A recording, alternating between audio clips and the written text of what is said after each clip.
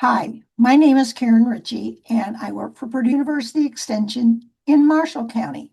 And it is my pleasure to present to you why is the Mediterranean diet important. Hopefully, some of you already recognize this way of eating. Please note the layers starting from the bottom to the very tip of the pyramid. Notice that a lot of green vegetables, fruit items are on that lower level. And then the next level is a lot of whole grains, followed by a lot of seafood, and then some chicken and some dairy products. But then we get towards the top with a lot of oil, but the oil is olive oil. And there at the very tip, at the top, is really concentrating on lean meats, any sweets. So you can see your diet should look like heavy at the bottom with lots of fruits and vegetables. So let me explain to you the Mediterranean diet. The diet is a way of eating that emphasizes a lot of plant-based foods and healthy fats. When you think about an overall eating pattern, in general, you want to eat, as I said before, lots of vegetables, lots of fruit, beans, lentils, and nuts. It also includes a good amount of whole grains like whole wheat bread and brown rice. The oil of choice is extra virgin oil as a source of fat because it's a healthier fat. Also, a good amount of fish. Fish has a rich amount of omega-3 fatty acids and a moderate amount of natural cheese and yogurt.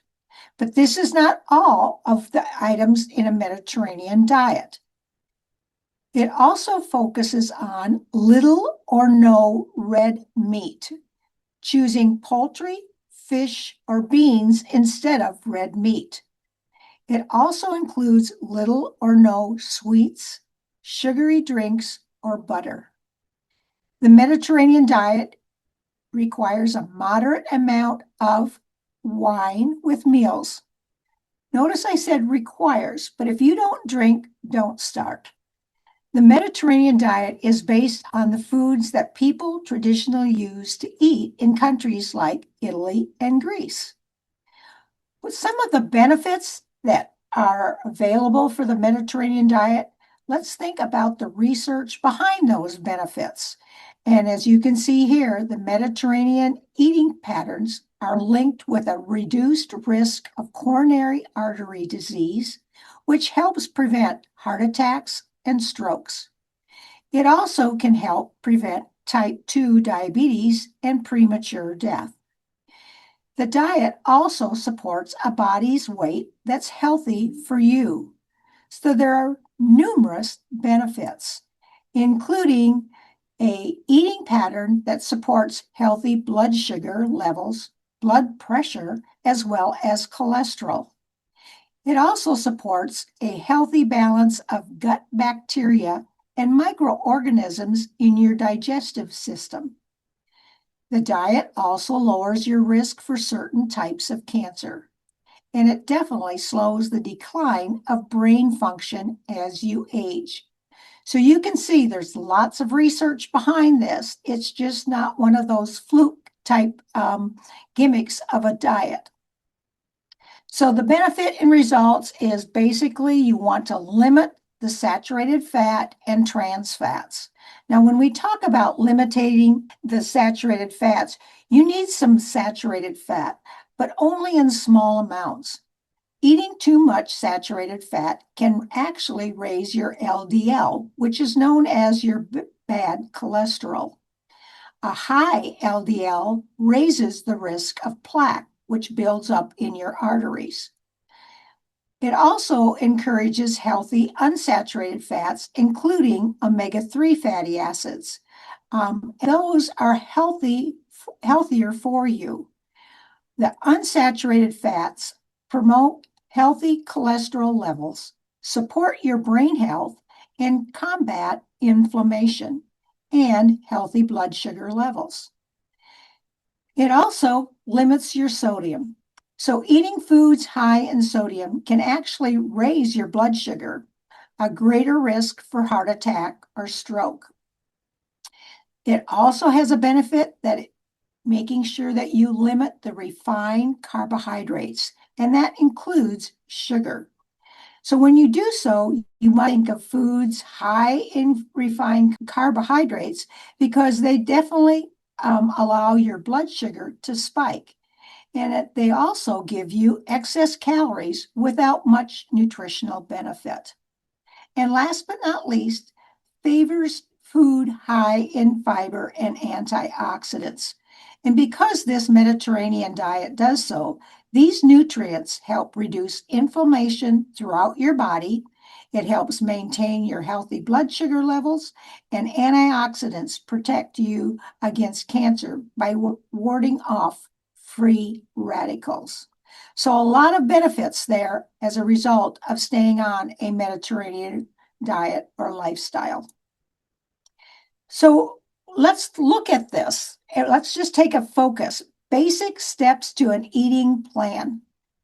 If you eat lots of vegetables, lots of fruit, nuts, seeds, legumes, potatoes, and I'm not referring to French fries, and additionally, whole grains, breads, herbs, spices, fish, seafood, and extra virgin oil, you're headed in the right direction of consuming and eating a Mediterranean diet.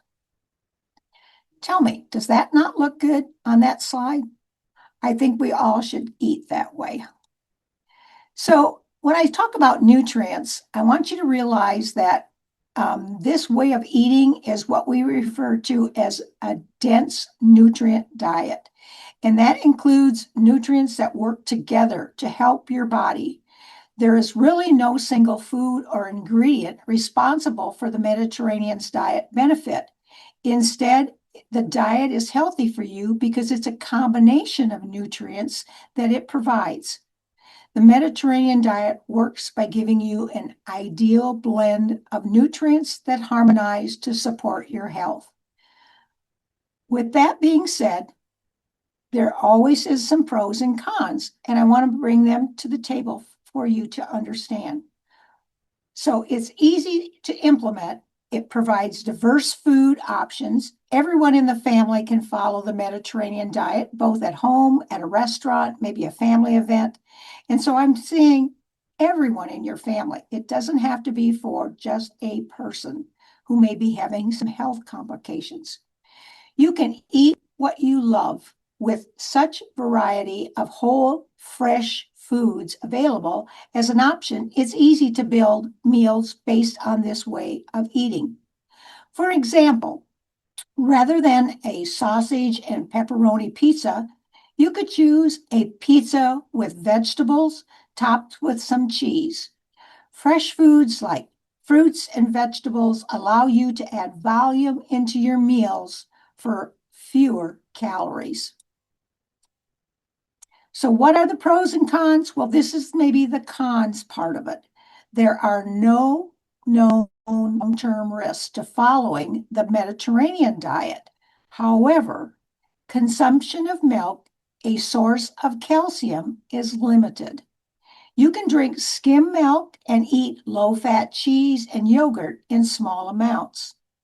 But there are options out there for non-dairy calcium sources, and many of us do not think about that unless perhaps you are lactose intolerant. And then you want to make sure that you are including fortified almond, rice, and soy milk, maybe even oat milk, sardines, kale, salmon, fortified cereal, greens, beans, and tofu made with calcium sulfate. And as you can see on this picture, all of those foods are being displayed. And it gives you a color and variety of types of food to include in a diet. These are the foods that you want to obviously limit, and that is the added sugars. In a Mediterranean diet, we do not encourage soda, candies, ice cream, table sugar, and similar foods. They have lots of calories. They may give you energy, but they do not give you the nutrients that the Mediterranean diet focuses on by eating plant-based foods. Also, refined grains. White bread. You noted that I referred to whole wheat bread. Now, you can buy white bread that is whole wheat. So if you like white bread better than the whole wheat bread, 100% whole wheat, you can make that choice. But again, it has to say 100% whole wheat white bread. Also, you really want to watch pasta made with refined wheat. And then we talked about fats, and trans fats are definitely an issue when it comes to heart healthy. So those trans fats are found in margarine and various processed food. And with the new dietary guidelines that have come out, it's really talking about eating real food. And real food means real whole foods. And that's exactly what the Mediterranean diet does. When it refers to oils, we're talking about refined oils. You want to really watch the amount of refined oils. And the only way you'll know what kind of oil is in that food product is to read the label. So if you see soybean oil, that many times is referred to as vegetable oil, canola oil, cottonseed oil, and others. These are things that you want to be cautious of. The big one here is really processed meats, the sausages, the lunch meats, the hot dogs. These are what we refer to as unhealthy foods and ingredients, as well as highly processed foods. Anything that's labeled low fat or diet is most likely an unhealthy food or has food ingredients that are unhealthy.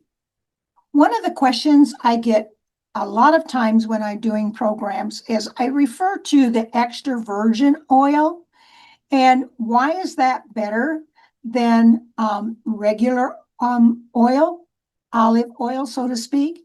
Well, the Mediterranean diet calls for extra virgin oil specifically, and that's because it has a health fat ratio. And this means that the extra virgin olive oil contains more healthy fats, known as unsaturated, than unhealthy fats.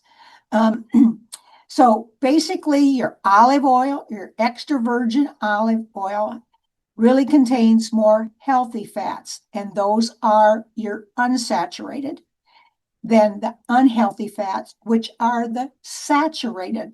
Many times, if you look at a label, food label, and you'll see palm oil, like in baked goods or cookies and things like that, those are more detrimental to your heart. The extra virgin olive oil is healthy because it's high in antioxidants as well. And antioxidants help protect your cells from damage. And therefore, they are protecting your heart and your brain, and they are reducing the inflammation throughout our bodies. Because it's manufactured differently, regular olive oil doesn't contain as many antioxidants as extra virgin oil. So make sure that you look at the bottle and see that it is extra virgin olive oil. So I have included a little clip of a video, and this comes from Cleveland Clinic, and I think this sort of reinforces what I just presented to you. Foundationally, the Mediterranean diet has abundant amount of fruits and vegetables. So really that's kind of key. And we know that those are all varieties of different fruits and vegetables have a variety of different antioxidants, phytochemicals, phytonutrients, some more than others, but they all provide some. And the variety is the key because you're going to get better variety of those benefits. So we have fruits and vegetables, grains. So if you are going to choose grains, they're whole grains, minimally processed, things like oats and quinoa, barley, avoiding any refined products. So refined flour-based products. Fish is a foundational source of protein in the Mediterranean diet. Fish high in omega-3 have been shown to suppress that inflammation even further. Omega-3 fatty fish are things like salmon and herring, tuna, mackerel, sardines, sea bass. Those are good sources of omega-3. Legumes are another foundational part of the Mediterranean diet. Legumes with dried beans and lentils. So any kind of bean, they all provide great benefit, and variability here is again key. And one thing that commonly comes up when you're following a diet or an eating plan is that it can be bland. In the Mediterranean, they use olive oil very freely and very generously. And it does provide a lot of great flavor to the food that they're eating. And then there's a lot of polyphenols in olive oil that has been shown to be protective from a cholesterol standpoint, a blood pressure standpoint, a lot of proven benefits to extra virgin olive oil. The key is to find enjoyment out of food. There's so much variety and so many options in the Mediterranean diet. Just a matter of finding what we like as a part of the Mediterranean diet and instilling those on a regular basis. So with that being said, I hope that you will make the healthy choice because it definitely is up to you. So if you look to the left of the screen, you'll see all of those healthy fruits and vegetables that we should be consuming.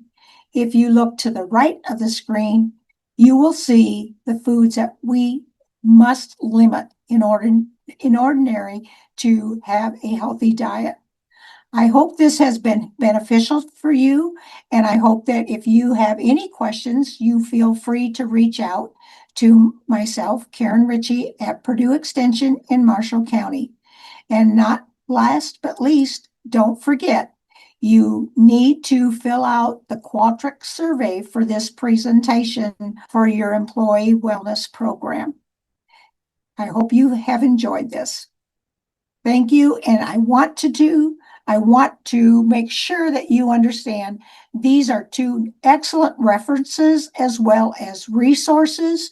And if you are looking for dietary plans of how to incorporate these types of foods into your, whether it's a breakfast or a lunch or a dinner, check out either one of these sources. They have excellent information for you. Again, thank you.